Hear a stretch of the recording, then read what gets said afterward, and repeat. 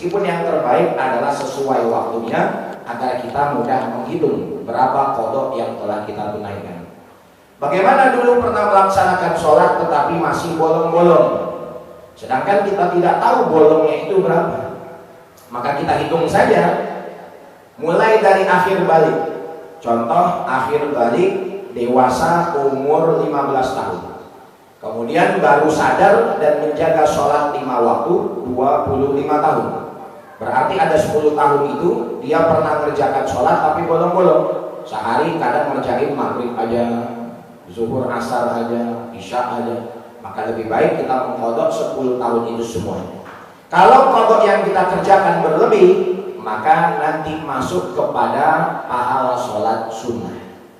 Jadi dalam membayar hutang baik kepada manusia apalagi kepada Allah Ta'ala, ihtiyat kehati-hatiannya adalah dengan melebihkan. Orang aja kalau kita berhutang kepadanya tetapi sudah bertahun-tahun gak dibayar, utang sama fulan 10 juta, setiap Jumat dia sedekah, Jumat berkah, pasti orang yang uangnya dipinjam itu kesel.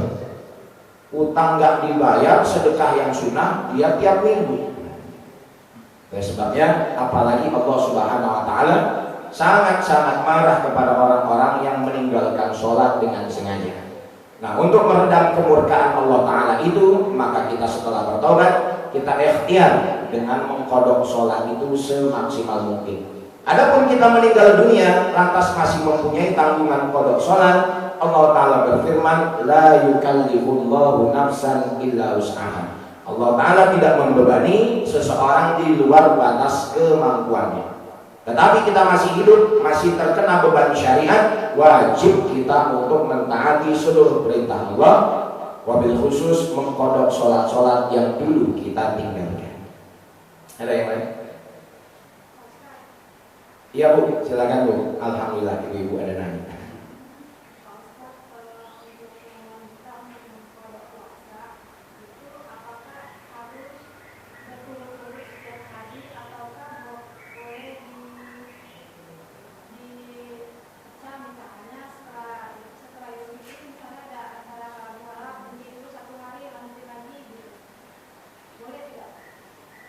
Mengqadha sholat, begitu juga mengqadha puasa, dimudahkan bagi kita, tidak ada syarat mesti berturut-turut.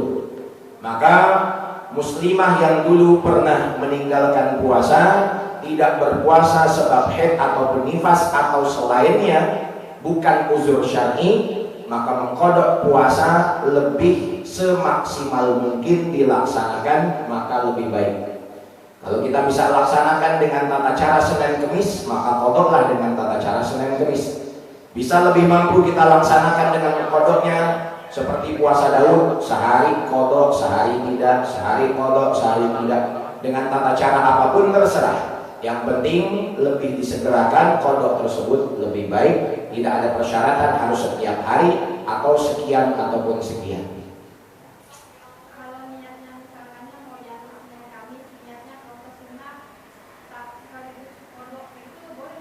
Tidak boleh menggabungkan niat antara ibadah wajib dan sunnah. Seperti besok hari Kamis, orang niat untuk mengqadha puasanya Ramadan yang dulu ditinggalkan plus dengan puasa sunnah Kamis, maka tidak diperbolehkan karena kita diwajibkan untuk mengerjakan ibadah wajib itu tersendiri. Kalau ibadah sunnah dengan ibadah sunnah boleh digabung.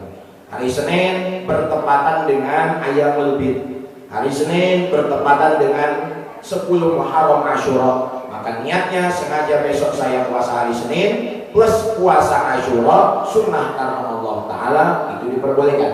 Tapi kalau yang wajib dan yang sunnah tidak boleh digabung niat. Oleh sebabnya cukup kita meniatkan puasa qadha, puasa wajibnya saja, tanpa harus menyertai niat puasa sunnahnya. Tetapi kata para ulama, apabila kita mengqadha puasa pada hari-hari yang disunahkan puasa, maka pahala sunnah puasa hari itu juga dapat, dengan catatan tidak mendabelkan niat. Ada yang lain? Ya Bu. Jangan lupa ya Bu, THR-nya.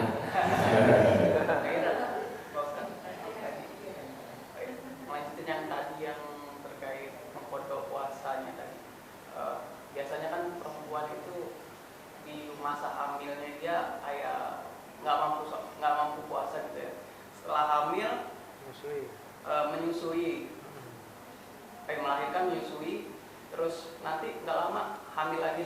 Nah itu gimana caranya mengkodok? Dan yang tadi Ustadz sebut apa namanya, ada fidyahnya tadi, gimana ya? Misalnya dia hampir kayak 2 kali puasa itu dia hampir kelewat terus kan, 2 kali puasa. Kalau terlewatnya puasa itu karena uzur syar'i, maka tidak ada fidyah, wajib mengkodok saja. Misal, seorang wanita yang hamil dan menyusui, dia tidak berpuasa beberapa hari di bulan Ramadan, maka diperinci oleh ulama niat sebab dia tidak berpuasa itu apa.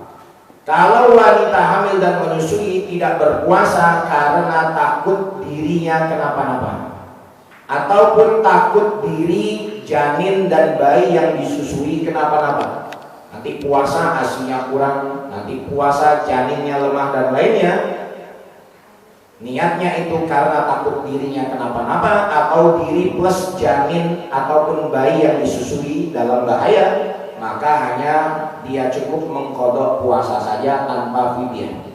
Tetapi kalau wanita hamil dan menyusui itu dia tidak puasa dengan niat karena takut janinnya saja ataupun bayinya saja dalam bahaya, maka dia mengkodok puasa plus membayar fidyah. 1 fidyah setiap untuk 1 hari puasa yang ditinggalkan. Jadi double, puasa dia kodok, fidyah juga dibayar. Kalau dengan niat yang ketiga, niat yang pertama dan kedua hanya cukup mengkodok puasa saja tanpa fidyah. Lantas bagaimana setelah suci dari nifas, kemudian hamil lagi, kemudian lewat Ramadan dia nifas lagi tidak puasa, kemudian baru suci hamil lagi? Ini suaminya tega, cari aja wanita lain.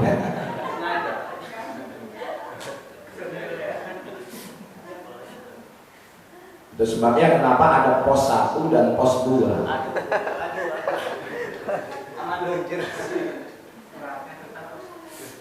Tapi ada yang lain pertanyaan? Terkait kita pernah kejadian puasa kita genapkan sampai 30 hari berbeda dengan Muhammadiyah yang sampai 29 hari. Sementara kan di satu Syawal itu harus berpuasa. Bagaimana? Apakah kita mengikuti regulasi dari pemerintah atau kita genapkan 30 hari misalkan karena tidak terhilang atau pemerintah mengumumkan seperti itu? Baik, mengenai menentuhi awal Ramadan ataupun awal Syawal, setidaknya yang telah familiar di kita itu ada 2 metode. Metode ru'yatul hilal dengan melihat bulan, dan yang kedua adalah metode hisab. Kata para ulama, metode yang lebih kuat dan yang dipraktekkan oleh mayoritas adalah ru'yatul hilal. Dan senada dengan sabda Nabi SAW yang berbunyi, la tasumu hatta tarul hilal wa la tuftiru hatta tarul. Janganlah kalian berpuasa sehingga melihat hilal, dan janganlah kalian membuka puasa atau lebaran sehingga kalian melihat hilal. Apabila hilal tidak nampak, maka disempurnakan Ramadannya menjadi 30 hari. Begitu juga misal tanggal 29 Syaban hilal tidak kelihatan, mendung berawan dan lain sebagainya, maka disempurnakan Syabannya menjadi 30 hari. Untuk penentuan hilal, ru'yatul hilal ataupun hisab, dua-duanya adalah benar. Dan untuk penentuan Ramadan kita telah dimudahkan untuk mengikuti apa yang disahkan oleh pemerintah. Jadi tidak perlu kita bersusah payah untuk hati-hati dengan berpuasa lebih cepat dari yang ditetapkan oleh pemerintah. Ikuti saja, pemerintah kata tetapi ikuti saja, karena di situ sudah ada pertanggungjawaban atas amal yang akan kita ikuti dari penetapan mereka. Wallahu ta'ala a'lam bishawab. Mungkin untuk pertemuan pertama tentang fikih Ramadan. Itu dulu yang bisa disampaikan kepada jamaah sekalian. Mudah-mudahan bermanfaat. Insya Allah kita sambung pada hari Kamis. Yang benar hanya datang daripada Allah Ta'ala untuk kesempurnaan majlis. Sama-sama kita akhiri dengan baca doa kifaratul majlis. Subhanakallahumma wa bihamdika asyhadu an la ilaha illa anta astaghfiruka wa atubu ilaik. Terima kasih kepada hadirin wal hadirat yang telah hadir dan mendengarkan. Wassalamualaikum warahmatullahi wabarakatuh.